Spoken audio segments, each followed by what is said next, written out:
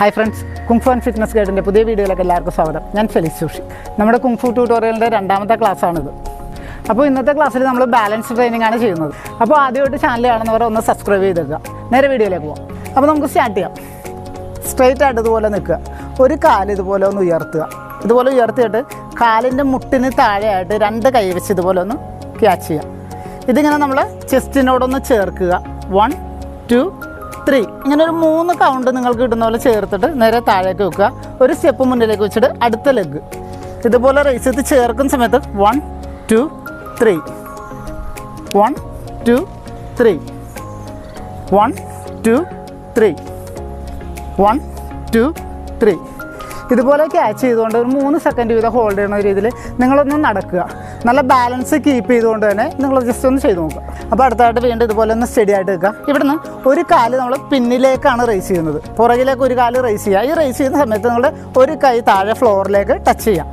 കാലിങ്ങനെ വേണ്ട റേസ് ചെയ്യുന്ന സമയത്ത് അതേ സമയത്ത് തന്നെ കൈ ഇതുപോലെ ഒന്ന് ഫ്ലോറിലേക്ക് ടച്ച് ചെയ്യുക. ബാലൻസ് പോകാതെ ഒന്ന് ടച്ച് ചെയ്തിട്ട് തിരിച്ചു വരിക. വീണ്ടും ഇതേ മൂവ്മെൻറ്റ് ആവർത്തിക്കുക.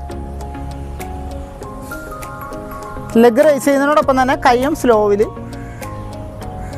ഇതുപോലെ രണ്ട് സൈഡും ഇതുപോലെ ഒരു 10 നമ്പർ വീതം. അപ്പോൾ നമുക്ക് അടുത്തൊരു മൂവ്മെൻറ്റ് കൂടി ചെയ്യാം. ഇത് ബാലൻസ് കിട്ടാൻ വേണ്ടി വളരെ ഒരു ബെറ്റർ ആയിട്ടുള്ളൊരു മൂവ്മെൻറ്റാണ്. അപ്പം സ്ട്രൈറ്റ് ആയിട്ട് തന്നെ നിൽക്കുക. കൈകൾ രണ്ട് ഇതുപോലെ നമ്മൾ അരയുടെ ഇരുവശത്തായിട്ട് കൊടുക്കുക. ഇവിടുന്ന് ഒരു കാല് ഇതുപോലെ മുന്നിലേക്ക് ഉയർത്തുകണ്ട. മുട്ടുകാല് ഈ ലെവലിൽ നിൽക്കുന്ന ഇതിങ്ങനെ ഒന്ന് സ്റ്റോപ്പ് ചെയ്യാം. നിങ്ങൾ നോർമൽ ആദ്യം ഇതുപോലെ ഒന്നൊരു അല്പം ഒരു 5 സെക്കൻഡ് അല്ലെങ്കിൽ 10 സെക്കൻഡ് ഇതുപോലെ ഒന്ന് ഹോൾഡ് ചെയ്യുക. അതിനുശേഷം താഴേക്ക് വെച്ചിട്ട് അടുത്ത ലെഗ് ഇതുപോലെ ചെയ്യുക. അപ്പോൾ ആദ്യത്തെ കുറച്ച് ദിവസം ഇങ്ങനെ പ്രാക്ടീസ് ചെയ്യുക. അതിനുശേഷം സെയിം ഇതേ മൂവ്മെൻറ്റ് തന്നെ നിങ്ങൾ ഈ ലെഗ് റൈസ് ചെയ്യുന്ന സമയത്ത് കണ്ണുകളൊന്ന് ക്ലോസ് ചെയ്യാൻ നോക്കുക. കണ്ണൊന്ന് അടച്ചിട്ട് ഒരു 3 സെക്കൻഡ് അല്ലെങ്കിൽ 3 കൗണ്ട് 1 2 3 ഇങ്ങനെ 3 കൗണ്ട് ജസ്റ്റ് ഒന്ന് ഹോൾഡ് ചെയ്യുക.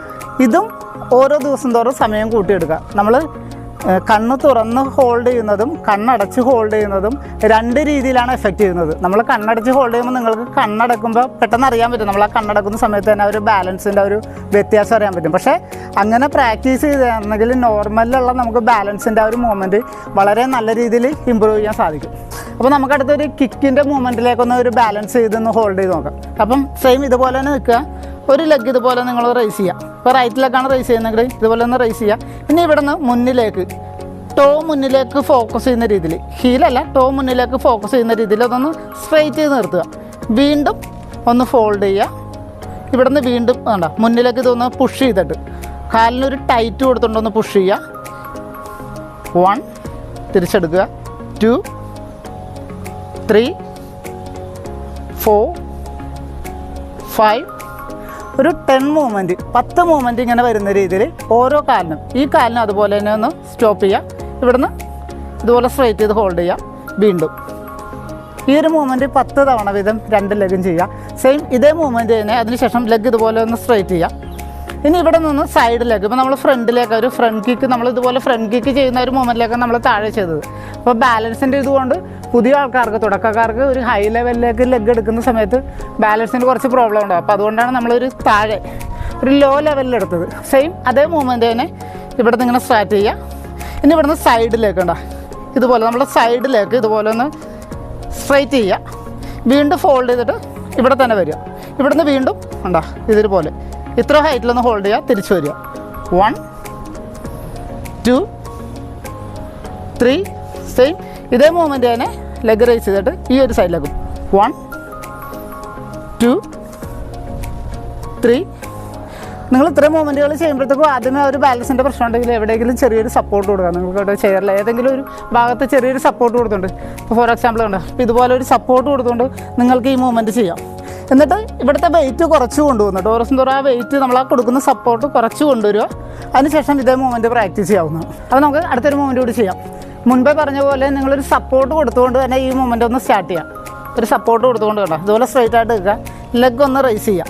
ഇപ്പോൾ ഇടത്തെ കാലാണ് ഞാൻ ഉയർത്തിയിരിക്കുന്നത്. അപ്പം ഇടത് കൈ ഉണ്ട് ഈ കാലിൻ്റെ മുൻവശത്തോടി പാദത്തിലേക്ക് ഇതുപോലെ ഒന്ന് പിടിക്കുക.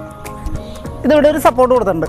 ഇനി ഇവിടെ ചെയ്യേണ്ടത് ഈ കൈ വെച്ച് കാലിനെ ഇതുപോലെ ഒന്ന് സ്ട്രൈറ്റ് ആക്കേണ്ട.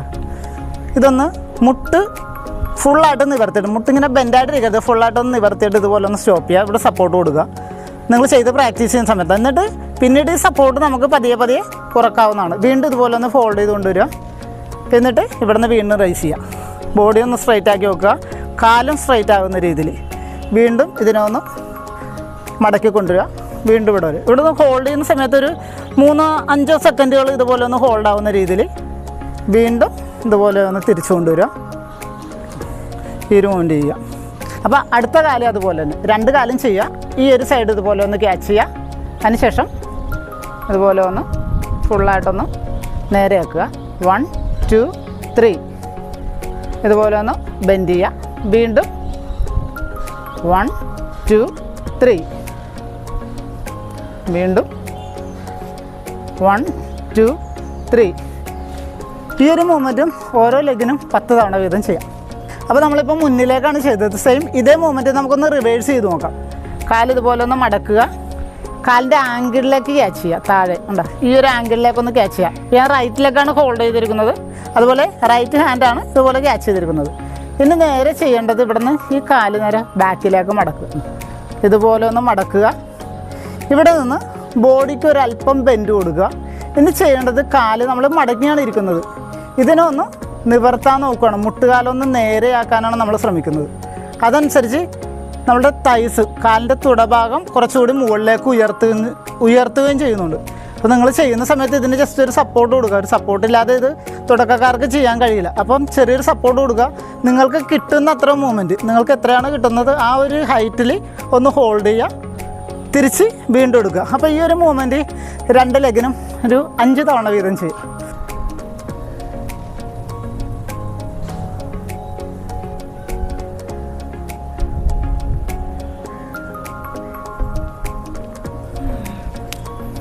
അപ്പോൾ ലാസ്റ്റായിട്ട് നമുക്ക് ഒരു മൂവ്മെൻറ്റ് കൂടി നോക്കാം.